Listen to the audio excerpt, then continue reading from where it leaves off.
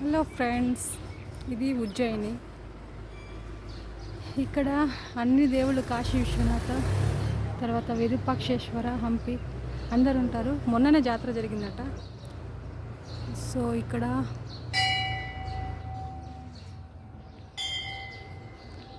నూనె వేస్తారు. ఇక్కడంతా నూనెనే వేస్తారంట. గోపురం పై నుంచి నూనె వేస్తారు. ఇక్కడంతా మొన్న జాతర జరిగింది. ఇదంతా టెంపుల్ చూడండి.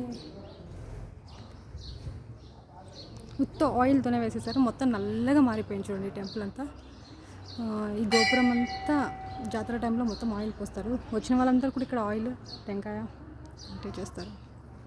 చాలా బాగుంది కదండి టెంపుల్. లోపల చాలా బాగుందండి. మీకు ఒక వీడియోలో పెడతానులేండి.